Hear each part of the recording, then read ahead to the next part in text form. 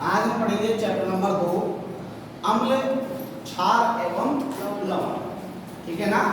हमारा chapter number 2 रहेगा अम्ल,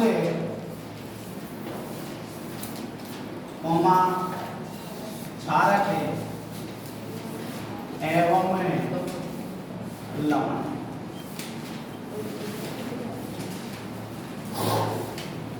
देखिए जी, अम्ल, क्षार एवं लवण। सबसे पहले बात हम अम्ल के बारे में पढ़ेंगे कि अम्ल क्या होते हैं।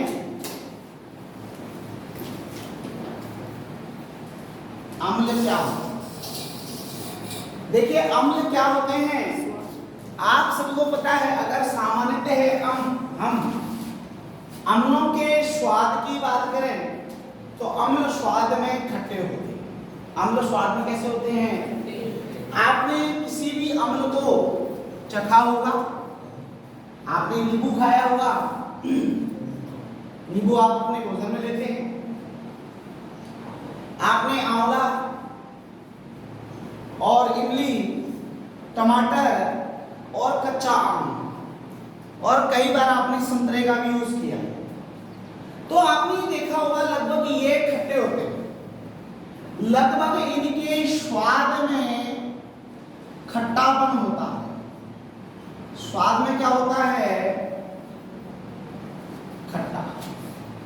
अब देखिए, इन सभी में अलग अलग क्या पाए जाते हैं? अम्ल पाए जाते हैं। तो अम्ल स्वाद में खट्टे होते हैं। कई बार आपने देखा होगा दूध में भी अम्ल पाया जाता है। दूध में भी क्या पाया जाता है? अम्ल, जिसे लैक्टिक अम्ल कहते हैं। कौन सा अम्ल बोलते हैं? लैक्टिक अम्ल। और लैक्टिक अम्ल क्या करता है? आपने देखा होगा, कई बार आपने ये महसूस किया होगा कि जब आप अपने घरों में दूध को कई देर तक रख देते, गर्मियों में बहुत देर तक जब दूध रखा रहता है तो दूध में एक हल्की सी खटास आ जाती है। हल्की सी क्या आ जाती है? खटास। तो कई बार हम कहते हैं कि दूध जो है वो अब क्या हो जाएगा? फट जाएगा, है ना। तो कहने का मतलब ये है, तो दूध में भी लैक्टिक अम्ल पाया जाता है।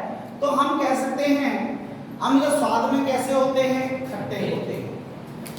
इनके खट्टेपन के कारण इन्हें एसिडस कहते हैं। क्या कहते हैं? एसिडस।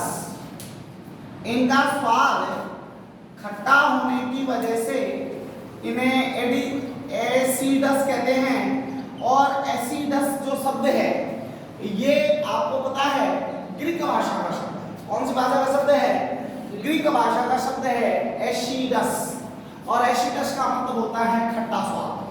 कैसा स्वाद? खट्टा स्वाद। दूसरी बात करते हैं कि अगर हम स्वाद से में पता लगा सकें, कुछ अम्ल बहुत ही कैसे होते हैं, हमारे लिए डेंजरस होते हैं और हम उनका पता चक्कर नहीं लगा सकते। तो प्रयोगशाला में हम उनका पता कैसे लगाएं कि भाई ये अम्ल है या क्षार? तो अम्ल है या क्षार, इसका पता कैसे चलेगा? हम एक लिटमस पत्र ले लेंगे। हम एक क्या लेंगे? लिटमस पत्र ले लेंगे। और इस लिटमस पत्र को हम जैसे ही अम्ल के अंदर डुबाएंगे, किसके अंदर डुबाएंगे? अम्ल के अंदर डुबाएंगे। तो हम देखेंगे जैसे अम्ल के अंदर डुबाया, हमने देखा कि जो आपका लिटमस पत्र था वह लाल रंग का हो गया। कैसे रंग का हो गया? लाल। कैसे रंग का हो गया? लाल रंग का। याद रखना, अगर अम्ल में लिटमस पत्र को डुबाओगे तो रंग कैसा दिखेगा? लाल।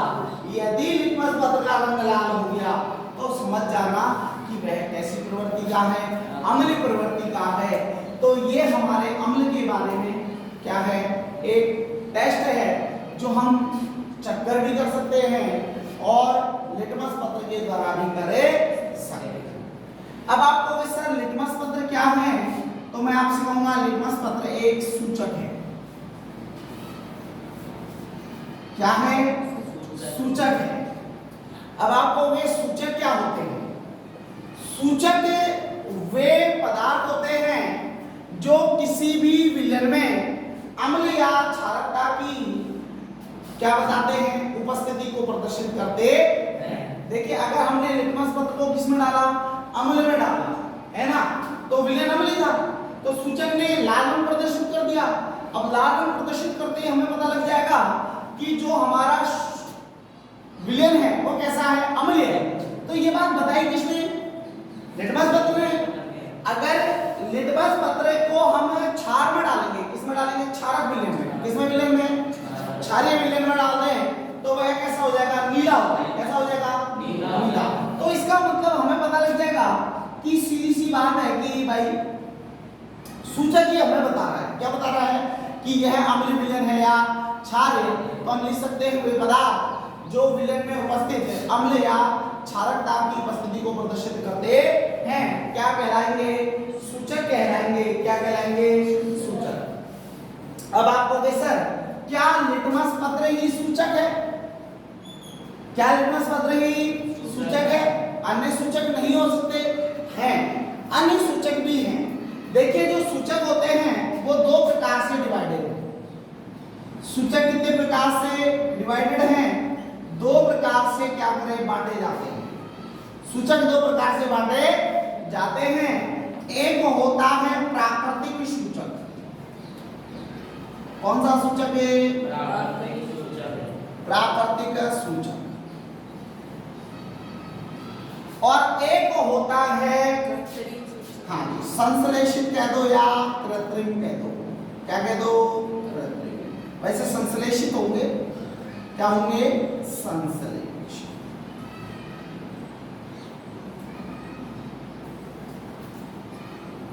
संश्लेषित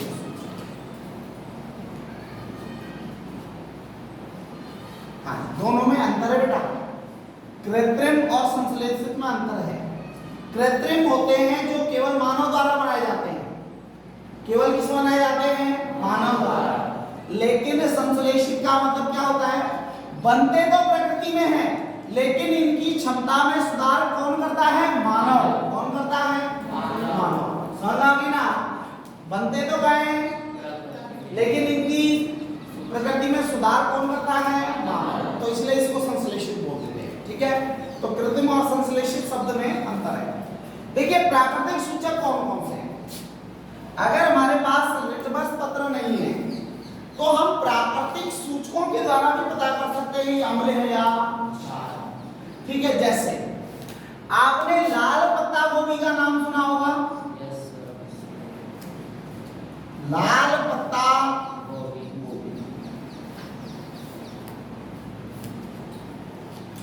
जैसे आपकी हरी पत्ते गोभी आती है ना, एक हरे रंग की पत्ता गोभी आती है, ऐसे ही लाल रंग के क्या भी है, पत्ता गोभी। एक है आपका हल्दी, एक आपका हल्दी, एक है आपका हाइड्रेंजिया। क्या है, हाइड्रेंजिया। एक आपका पिटूनिया। लेकिन पूछे दो ही जाते हैं एग्जाम के अंतर्गत, दो ही पूछे जाते हैं, लेकिन अपने को चार याद रखने हैं। अगर आपने से पूछ रहा प्राकृतिक सूचक कौन से होते हैं, तो आप लिखोगे ऐसे सूचक जो प्रकृति से प्राप्त होते हैं। ठीक है, इनका कार्य भी वही होता है जो लिटमस पत्र का होता है। ये भी विलेन में क्या करते हैं, अम्ल और क्षार की उपस्थिति को प्रदर्शित करते हैं। तो हम लिख सकते हैं उदाहरण के लिए पत्ता गोभी है, हल्दी है, पिटूनिया है, हाइड्रेंजिया है। तो ये हमारे प्राकृतिक सूचकों के अंतर्गत आते हैं। इसके बाद कई बार आप कहोगे सर संश्लेषित सूचक कौन से होते हैं, तो संश्लेषित सूचकों में एक आपका फिनोल्फथेलीन है। क्या है, फिनोल्फथेलीन।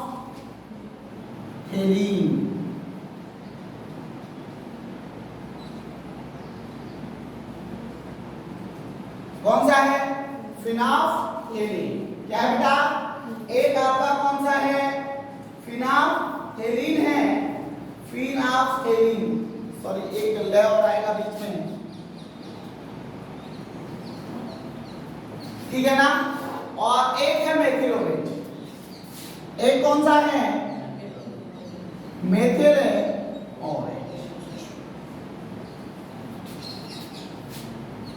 मेथिलोनेट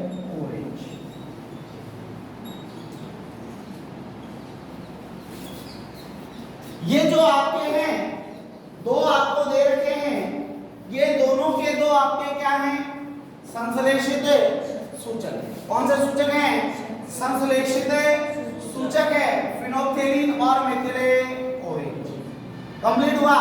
तो ये आपके सूचक हैं, ठीक है, एक प्राकृतिक और एक संश्लेषित, ठीक है। देखिए प्राकृतिक सूचकों का हम बहुत कम उपयोग करते हैं क्योंकि इनके रिजल्ट देर में आते हैं, ठीक है, और संश्लेषित सूचकों का उपयोग हम ज्यादा करते हैं क्योंकि प्रयोगशाला में इन सूचकों के द्वारा हम क्या करते हैं? अम्ल और क्षार का पता लगाते हैं। किसका पता लगाते हैं? अम्ल और क्षार का। बात समझ में आ गई होगी। तो ये हमारा अम्ल, क्षार एवं लवण की बात में हमारा अम्ल वाले टॉपिक को हम पढ़ रहे हैं, ठीक है। आगे चलते हैं।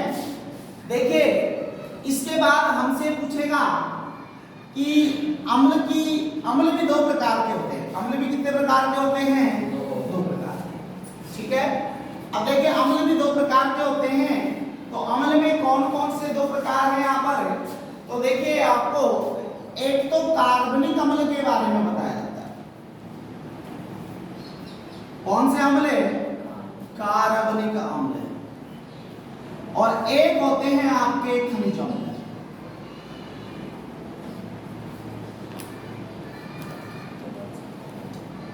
एक कार्बनिक अम्ल और एक खनिज अम्ल।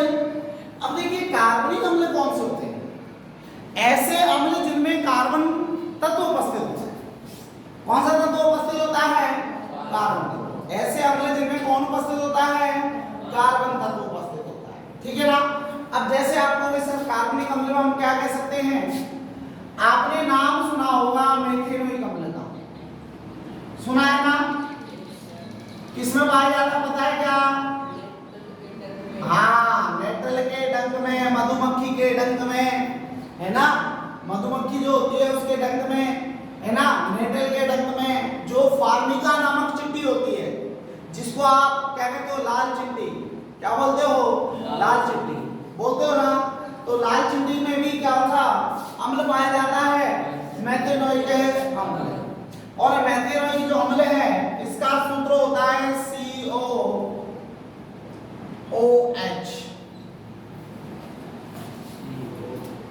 होता है। हाँ। इसके बाद एक अम्ल की बात और करते हैं। जैसे आपने नाम सुना होगा, कौन सा अम्ल है? लैक्टिक अम्ल। कौन सा अम्ल है? लैक्टिक अम्ल।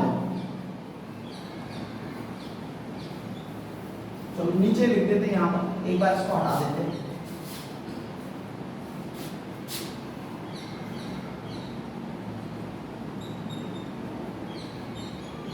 दूसरा अम्ल कहाँ है? लैक्टिक अम्ल। और ये भी यहाँ लिख देंगे किस किस में पाया जाता है? स्रोत आपको बताया फार्मिका नामक चींटी में। फार्मिका चींटी,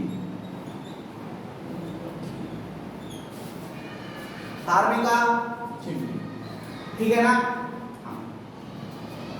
और किसमें पाया जाता है? मेटल पौधे में। कहाँ पाया जाता है? मेटल के पौधे, मेटल। और कहाँ पाया जाता है? मधुमक्खी के, मधुमक्खी, है ना, मधुमक्खी के डंक, मधुमक्खी के डंक। ये आपके कार्बनिक अम्ल हैं। और दूसरा लैक्टिक अम्ल है जो दूध में पाया जाता है। किसमें पाया जाता है? दूध, ठीक है ना। अब देखिए जो आपका तीसरा पॉइंट है उसमें पाया जाता है टार्टरिक अम्ल। कौन सा अम्ल है? टार्टरिक अम्ल।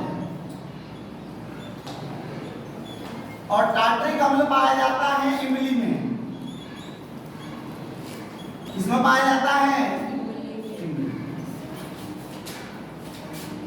उसके बाद ऑक्सैलिक अम्ल आता है। ऑक्सैलिक अम्ल,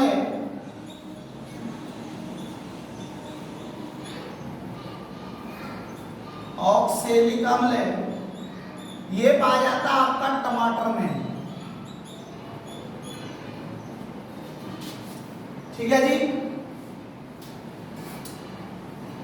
इसके बाद सिट्रिक अम्ल,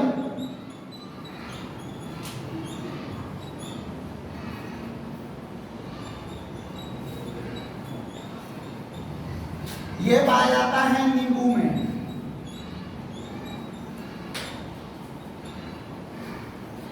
ठीक है जी। हाँ, 1 2 3 4 5। ठीक है, अब देखिए आपने देखा मेथेनोइक अम्ल, फार्मिका नामक चींटी, नेटल पौधे में, मधुमक्खी के डंक में, लैक्टिक अम्ल दूध में, टार्ट्रिक अम्ल इमली में, ऑक्सैलिक अम्ल टमाटर में, सिट्रिक अम्ल नींबू में। एक और लिखेंगे जिसको हम कहते हैं एसिटिक अम्ल। कौन सा अम्ल कहते हैं? एसिटिक अम्ल।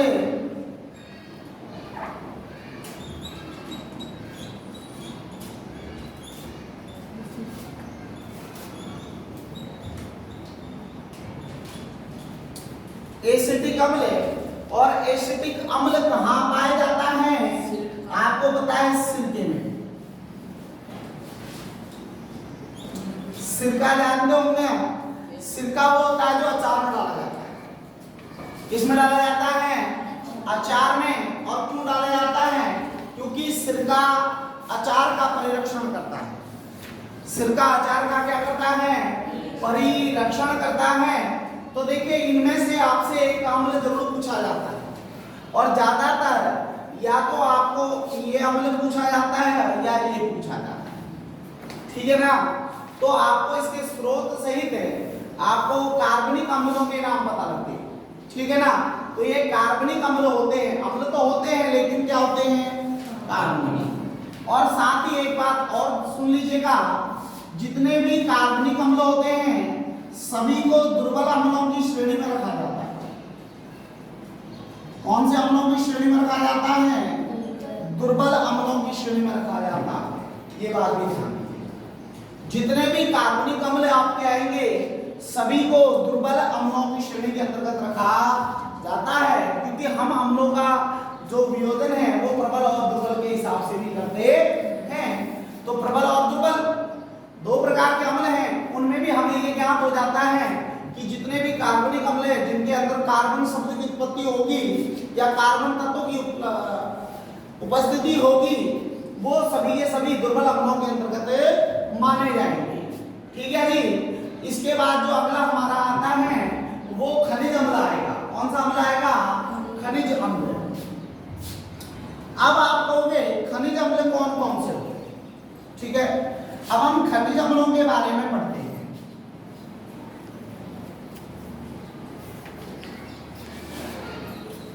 अब हम खनिज अम्लों के बारे में पढ़ते हैं कि अम्लों में खनिज अम्ल कौन से होते हैं।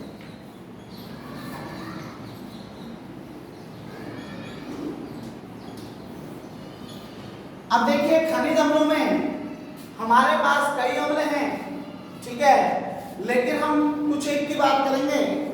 हालांकि बहुत से खनिज अम्ल हमारे पास हैं, लेकिन हमारे बुक के अनुसार जो हमारे खनिज अम्ल हैं वो प्रथम खनिज अम्ल जिसे हम कहते हैं सल्फ्यूरिक अम्ल है।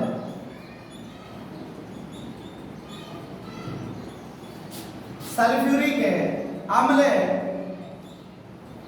और इसका जो सूत्र होता है रासायनिक फॉर्मूला वो H2SO4 होता है। क्या होता है? H2SO4। मैं आपको बता दूं, इसे अम्लों का राजा भी बोलते हैं। इसे क्या कहा जाता है? अम्लों का राजा। अम्लों का राजा। अब अम्लों का राजा क्यों कहते हैं? अब मैं ये शब्द क्यों कह रहा हूं, देखिए इसके पीछे एक थॉट है। अम्लों का राजा इसलिए कहा जाता है क्योंकि आपको पता है किसी भी देश की औद्योगिक प्रगति और उस देश की औद्योगिक क्षमताओं की जानकारी हमें उस देश के सल्फ्यूरिक अम्ल से पता लगता है।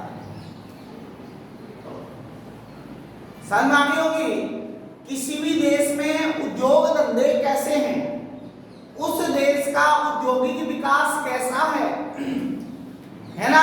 उस देश में औद्योगिक विकास में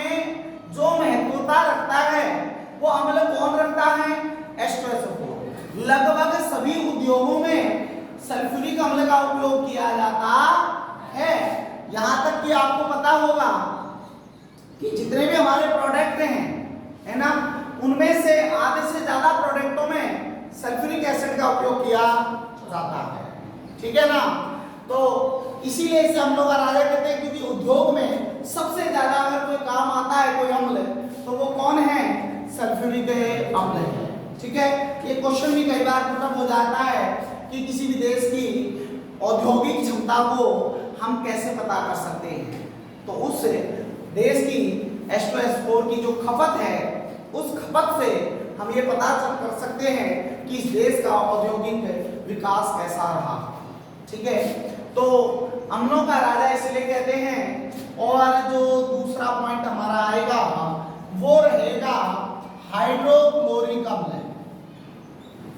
और हाइड्रोक्लोरिक अम्ल की अगर हम बात करते हैं, हाइड्रोक्लोरिक अम्ल की यदि हम क्या करते हैं, बात करते हैं, तो हाइड्रोक्लोरिक अम्ल HCl, जिसे हम नमक का तेजाब बोलते हैं। क्या बोलते हैं? नमक का तेजाब। ठीक है ना।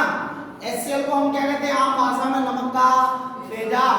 और HCl का भी उपयोग कई जगह पर उद्योग में किया जाता है। हर जगह नहीं, बहुत जगह पर भी इसका उपयोग किया जाता है। ये कह सकते हैं अधिकांश जगह पर तो सल्फ्यूरिक अम्ल ही यूज होता है, लेकिन उससे कम मात्रा में HCl का उपयोग होता है।